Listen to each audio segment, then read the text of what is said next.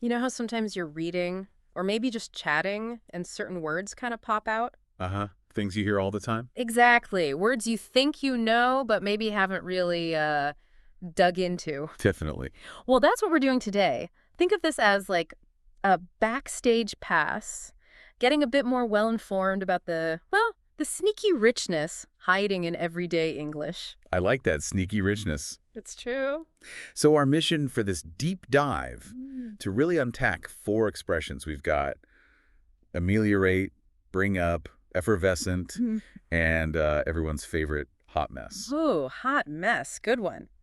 Yeah, we've got some interesting stuff on these. It's not just definitions, is it? No way. It's more about understanding why these words and phrases work the way they do, why they carry the meaning they do. And how knowing that adds a bit more precision, color. Both, I'd say. Precision and color to how you use the language and how you understand it. Okay, let's get started then. First up, ameliorate. Right.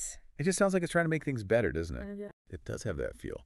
And yeah, that's pretty much spot on. But it feels a bit more formal than just, say, improve or fix. Yes, definitely more formal. And it Mm. usually implies you're trying to make a negative situation less severe, more manageable. Okay, like in that example.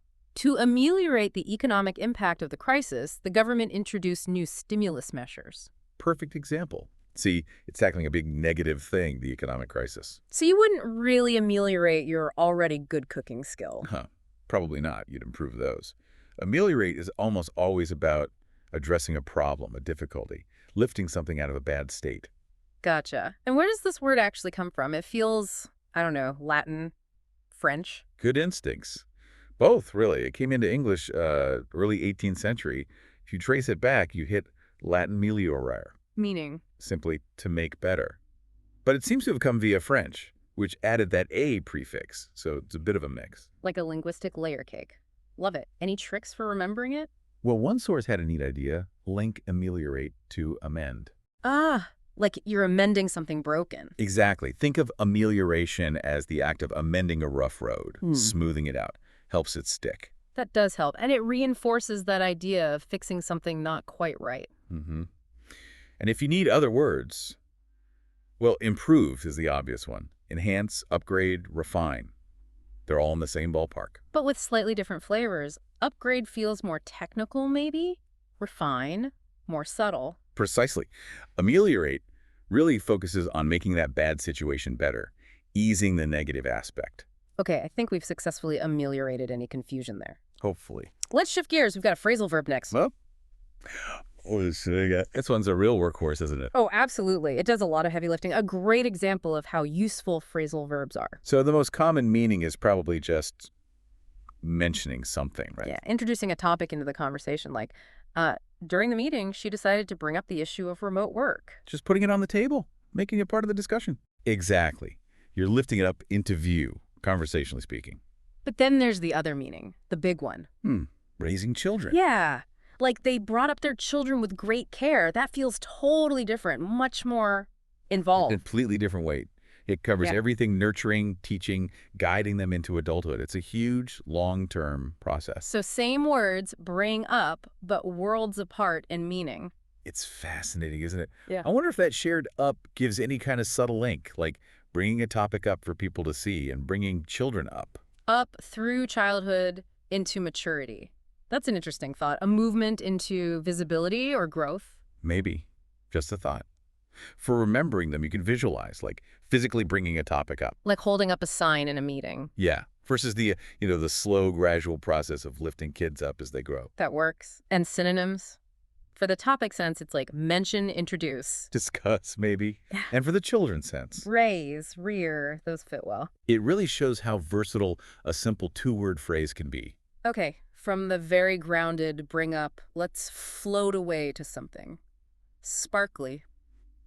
Effervescent. Ooh, I like that one. It sounds like what it is. Totally. You hear it and you think of bubbles, Yeah. fizz. Exactly. It describes that bubbly enthusiasm, a really lively, vibrant personality. Or actual bubbles, like in a drink. Right. It works for both, but often used for people, someone who just radiates energy and joy. Like the example. Her effervescent personality lit up the room, making everyone feel welcome. You can just picture that, can't you? Absolutely. We all know people like that. They just seem to bubble with positivity. Where does this fizzy word come from? Oh, it's straight from Latin again. Effervescere. Effervescere. Okay. Meaning It literally means to boil up. boil up, really. That seems so much more vigorous than the light, bubbly feeling. It does, doesn't it? Quite a contrast. But maybe it's like the energy is boiling up from within. It came into English in the 17th century?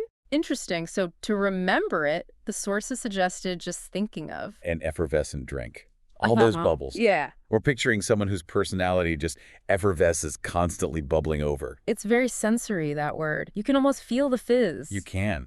And if you need alternatives? Spirited, vivacious, bubbly, of course, exuberant. They all capture that lively energy. Yeah, full of life feeling. Yeah. All right.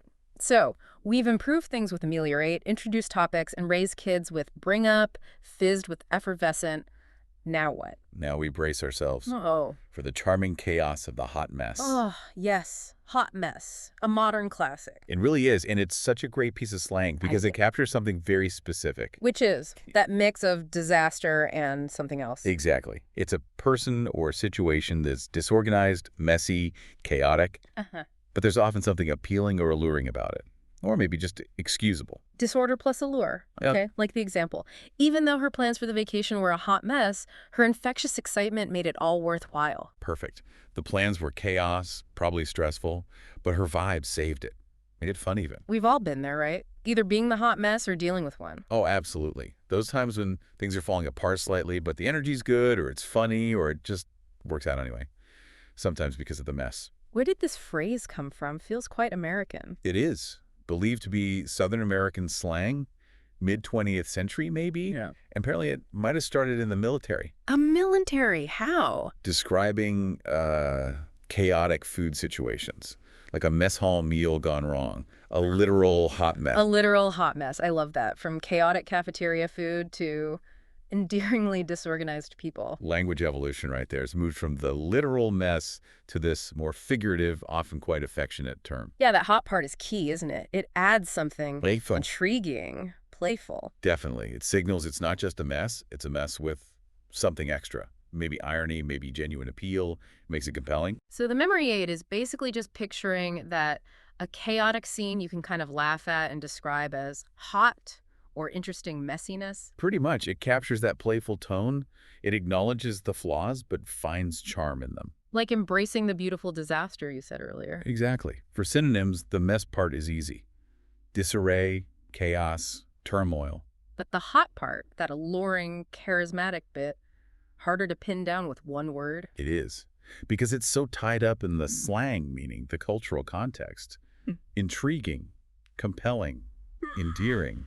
None quite capture the whole package. That's the magic of slang, I guess, that blend of negative mess and positive hot. It's what makes it so expressive. Okay, wow. So we've covered quite a bit. We dug into ameliorate, making bad things better. Unpack the two sides of bring up mentioning versus raising. Got swept up in the bubbly energy of effervescent. And navigated the charming chaos of the hot mess. It really shows how much richness there is, even in phrases we use without thinking too much. Absolutely. Formal words, informal slang, phrasal verbs, they all give us different ways to see and talk about the world. Understanding a bit about their background, their nuances, it just deepens that connection. It definitely gives you more tools, doesn't it, for expressing yourself more precisely or just appreciating the language more. Adds more color. So maybe keep an ear out today. See if you spot a chance to ameliorate something small. Or notice when someone brings up one of these topics. Maybe you'll meet someone truly effervescent or find yourself in a delightful hot mess situation. Hopefully delightful. Which brings us to a final thought. Yeah. Think about the choices we make. Why say ameliorate instead of just improve? What does that signal? Good question. It adds a certain weight, doesn't it? Acknowledges the problem more directly. Right. Or, on the flip side, think about hot mess. Why has that term, with its negative core, become so popular and even sometimes affectionate? What does that say about how we view imperfection, maybe? Or the humor we find in chaos? Exactly. It's in those little word choices that we're constantly shaping how we understand things and how we present them, something to mull over.